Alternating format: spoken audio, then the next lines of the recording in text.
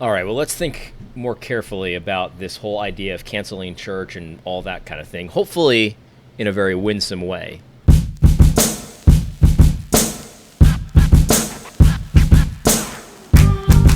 All right, so here's the bottom line. I think that lots of people with takes on Twitter, YouTube, wherever, talking about canceling church and obeying your authorities, this is one of those things that you can't oversimplify. This is not a simple issue at all.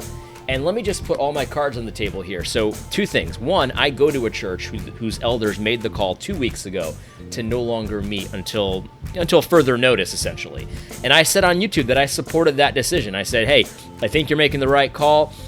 And I trust my pastors to make that call. You know, at the end of the day, I wouldn't go to the church if I didn't trust my pastors to make that call. And our congregation is super elderly. We've got like 2 young families, and then the rest are over 60 kind of thing.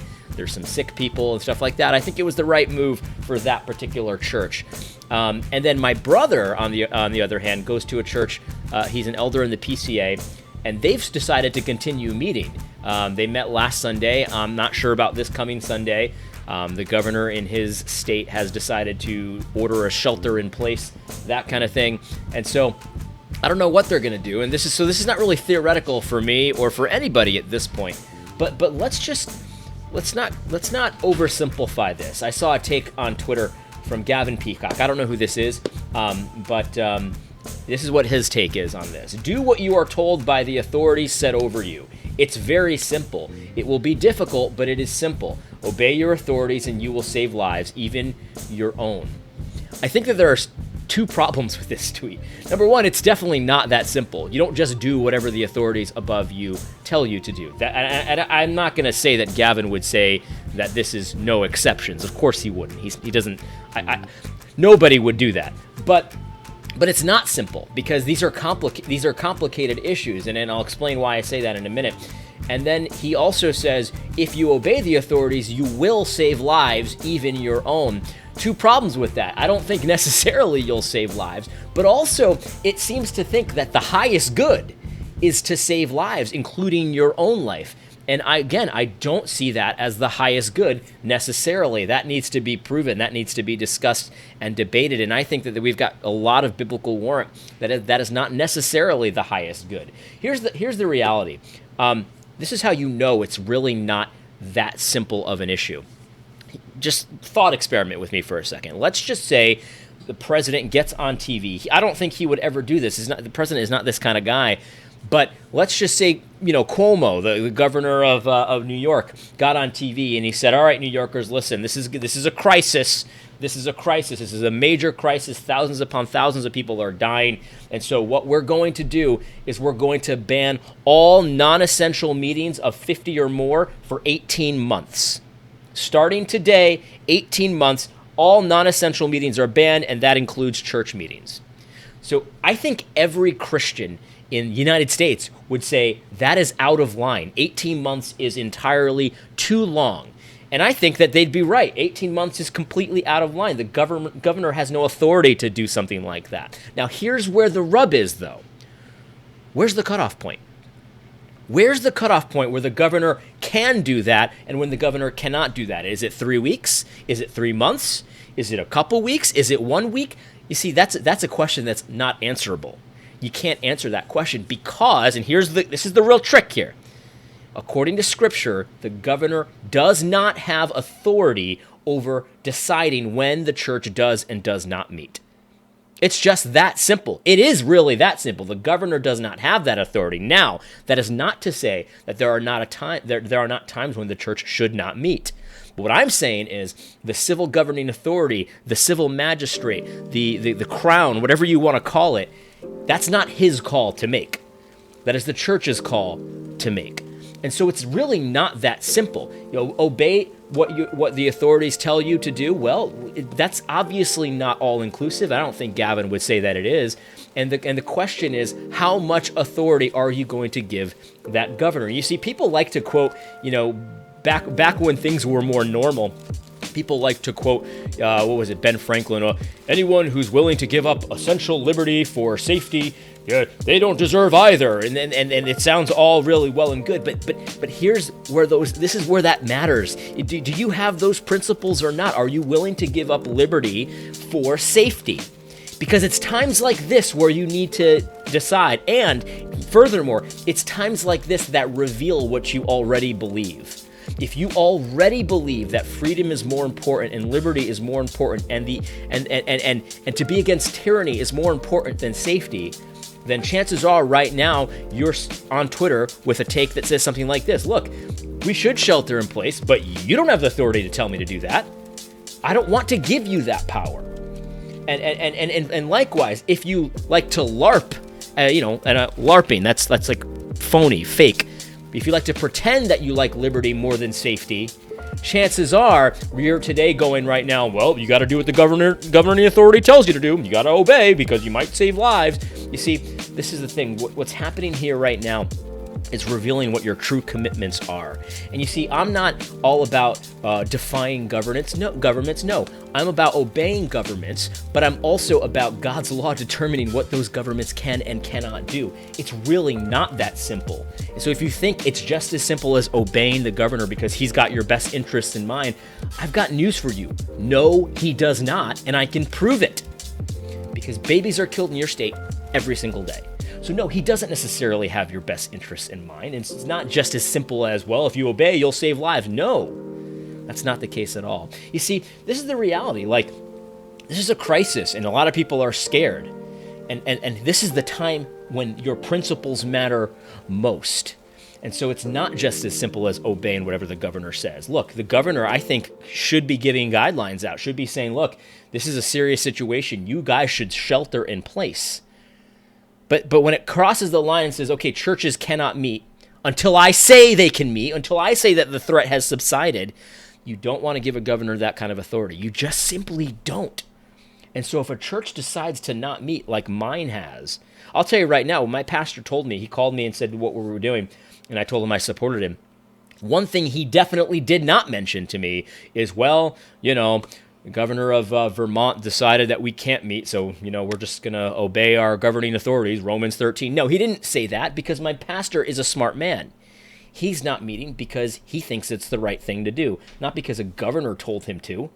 They're totally different things, and I think a lot of people think, well, we're nitpicking here. We're just trying to cause problems. No, we're not. It's all about the fundamentals. It's all about what you actually believe, because once you give the governor that kind of authority to tell you when it's safe to meet and when it's not safe to meet, well, I'm not so sure that you're ever going to get that back. All right, here's the other thing.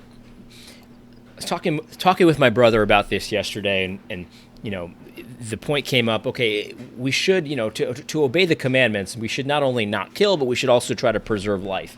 And that's definitely true. It's something that you should consider when you're deciding whether or not to close your church. It's the reason why we closed our church. Again, that wasn't my decision, but I supported it. But the reality is, though, that there is a limit for that as well, because at the end of the day, if this pandemic lasts 18 months, we're not closing our churches for 18 months just to save lives, because we know as a church that the reality is that the spiritual, the soul, is just as real as the physical, right? And so it's not just about physical life and death, although that's important. It's also about spiritual life and death. And I think that the fact that this has become such a simplistic thing, well, we have to preserve physical life, even if it means closing our churches for who only knows how long, like, it kind of reveals sort of an unbelief in us. Because the reality is, when you step behind that pulpit and preach to those people, it's a matter of life and death every single time. Every decision that you make about the theology that you teach, about how we do our worship and stuff like that, that's a life and death decision. What does Jesus say? He says, don't fear those who can just kill the body. Fear the one who can kill the body and the soul. You see, like, the physical, and just the physical, and that's the only thing that's in your consideration, that's a problem. And I think that this is revealed again, that a lot of us, and I'm putting myself in this category as well, so don't hear me just trying to rip you guys. I'm putting myself in this category as well. A lot of us have a lot more regard for the material, the physical safety, than the spiritual. because when it becomes a situation of our spiritual nourishment over and against our physical nourishment, kind of like the physical kind of wins out. It's like, well, I don't want to get the COVID. I don't want to spread the COVID. But what about the soul care that happens at church? To borrow a line from Kyle Howard, what about the soul care? Is that not important and real? Is that nourishment not important? And again, I'm not saying that you shouldn't close down your church given the circumstances. I'm not saying that. But it's a much more complicated discussion than a lot of people are making it out to be. A lot of people are basically saying, well, if it saves lives, then you got to do it. That's actually not the case at all.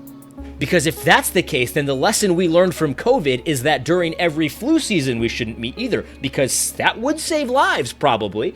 Again, I'm not saying this is just the flu. This seems to be more deadly than the flu, but the flu is deadly. And so what if you gave the flu to an elderly person at your church during a normal flu season?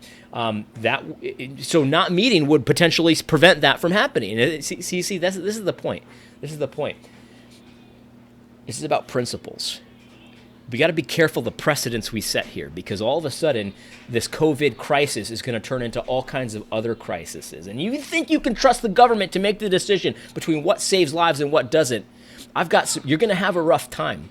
You're going to have a rough time, because there's going to be plenty of governments that are going to say, well, what you guys say against LGBT, that's harmful to them, and so you can no longer do that. And because you've already given them the whole argument, you really have nothing to say to it. You probably will say something to it, because a lot of you guys are going to be inconsistent here. But let's just be careful, because the fundamentals, the principles, the foundations of your beliefs matter very much. And I think what we're seeing in this time of crisis is really a lot of us, our fundamentals, our foundations are in many ways compromised. And so we need to reevaluate, because during a crisis is not the time to figure out what you believe. It's always going to be more difficult, because the fear and the anxiety and the emotions are going to start to come into play. So what you should do is figure out what your fundamental beliefs, your foundations are. And so that way, when you're in the crisis, you can stay rock solid on those. And I'm not saying your plans don't change when circumstances change. No, plans change, but foundations do not. God's word does not. God's word didn't give the civil governing authorities the authority to tell you when and where to meet before the crisis, and he certainly doesn't give it to them during the crisis.